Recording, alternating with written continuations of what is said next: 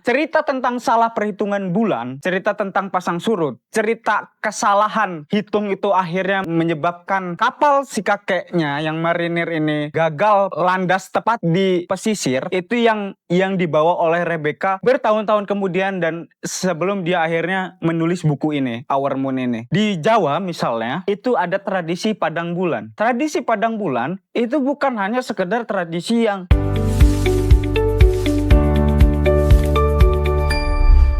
Taman Sains.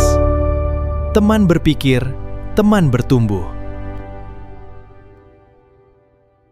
Kembali lagi bersama saya Ajmal di segmen Taman Buku. Kali ini aku akan bercerita tentang bulan dari buku yang ditulis oleh Rebecca Boyle. Ini buku baru, dia baru rilis tahun 2024. Judulnya Our Moon, How Earth Celestial Companion Transformed the Planet, Guided Evolution and Made Us Who We Are. Terjemahannya mungkin gini ya, bulan milik kita. Kita itu manusia. Bagaimana satelit ini, satelit bumi ini, bulan, membentuk kita, membentuk planet kita, dan membentuk siapa kita sampai hari ini. Jadi ceritanya, pertama kali Rebecca Boyle ini punya niatan untuk menulis tentang bulan ketika dia resah terhadap cerita kakeknya. Kakeknya dulu mantan marinir Amerika. Dia termasuk salah satu orang yang ikut terlibat dalam perang Pasifik di Laut Jepang. Menariknya adalah sampai Rebecca Boyle ini akhirnya punya kemampuan untuk menulis, sudah dewasa,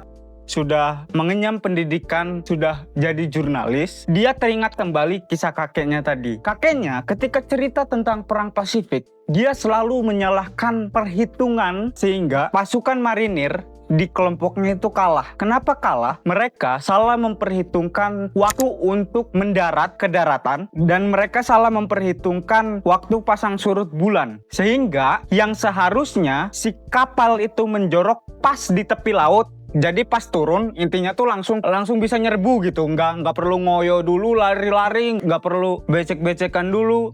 Jadi langsung perang, setelah turun langsung perang. Ternyata perhitungan salah. Dia telat kurang lebih dalam jarak radius 3-4 kilo, sehingga dia harus ngoyo dulu. Nah, karena dia harus ngoyo dulu, akhirnya pasukan Jepang ini lebih mudah untuk mengalahkan pasukan marinir ini lebih dulu. Jadi salah perhitungan bulan. Nah, cerita tentang salah perhitungan bulan, cerita tentang pasang surut, cerita kesalahan hitung itu akhirnya menyebabkan kapal si kakeknya yang marinir ini gagal landas tepat di pesisir, itu yang dibawa oleh Rebecca bertahun-tahun kemudian dan sebelum dia akhirnya menulis buku ini, Our Moon ini. Apa isi Our Moon? Buku Our Moon ini. Buku ini menceritakan sebenarnya pengalaman interaksi manusia terhadap bulan begitu spesial dan tidak hanya dialami oleh si kakeknya itu tadi. Dia merasa bahwa pengalaman kakeknya itu bukan pengalaman unik milik kakeknya seorang. Pengalaman itu sesungguhnya milik manusia banyak. Misalnya, kalau kita perhatikan, ada banyak kalender yang tidak di bawah sistem Romawi yang mengacu pada matahari. Banyak manusia yang jauh lebih banyak bersama komunitasnya itu mengacu, menggantungkan kehidupannya,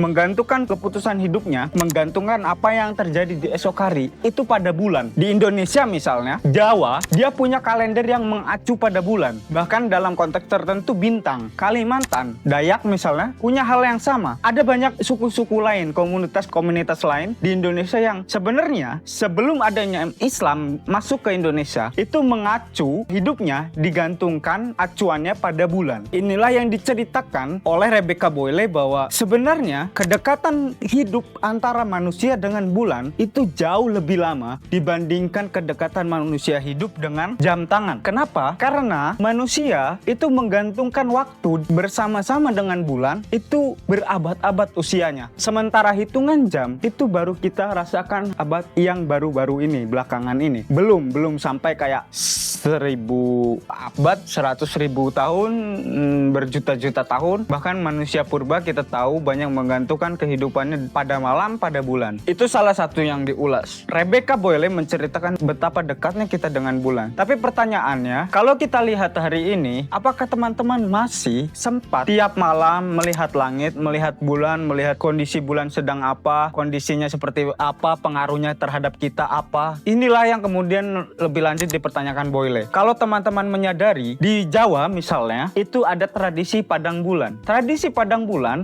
itu bukan hanya sekedar tradisi yang memang menyenangkan. Di masa kecil ketika padang bulan, saya pasti pergi ke lapangan, bermain bersama teman-teman, macam-macam mainannya, mainan tradisional, dan menikmati terang malam yang bukan sumber cahayanya dari lampu tapi dari bulan. Bahkan kalau di malam itu kebetulan hujan habis turun, biasanya di terang bulan juga dihiasi oleh warna kunang-kunang, pantat kunang-kunang. Nah, kenapa bulan ini benar-benar dekat dengan kita? Misalnya tadi dalam cerita padang bulan dan kunang-kunang, karena sebenarnya ketika malam padang bulan, bulan terang cahayanya, purnama misalnya, itu bukan hanya manusia yang merayakan keluar bermain ke lapangan. Nah, di buku ini juga dijelaskan bahwasannya pada malam purnama, bahkan di lautan itu ada banyak serangga, ada banyak mikroba yang merayakan atau memiliki istilahnya apa? Pesta seks terbesar di dunia ini. Kalau istilahnya Rebecca Boyle, dia bilang pada malam terang itulah, padang bulan itulah, ada banyak hewan yang merayakan kehidupannya dengan melakukan pesta seks. Tentu jenisnya macam-macam, ada yang mikroba, ada yang kalau teman-teman pernah nonton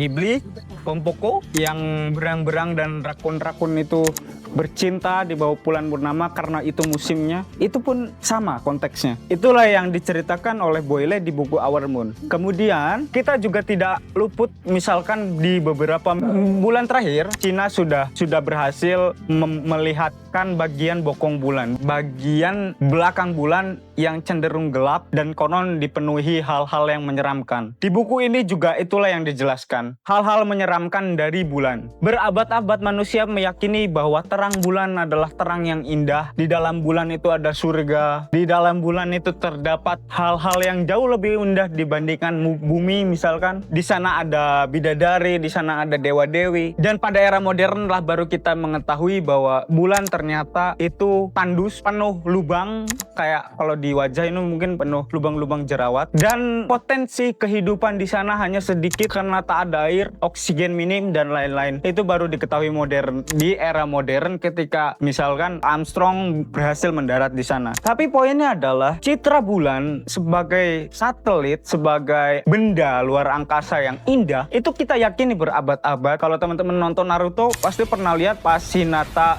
sama Naruto bercinta di bulan lawan klan Otsuki. Nah, itu pun sama, gambaran-gambaran semacam itu. So, buat teman-teman yang ingin mengenal lebih lanjut tentang sejarah manusia berinteraksi, mencoba mengenali bulan, mencoba melihat bulan tuh kaitannya dengan hidup kita seperti apa, buku ini sangat cocok. Judulnya Our Moon, How Celestial Companies Transform the Planet and Made Us Who We Are. Pokoknya gimana sebenarnya bulan itu membentuk kehidupan kita. Rebecca Boyle, dia bentuknya cerita, naratif, karya jurnalistik, dan keren.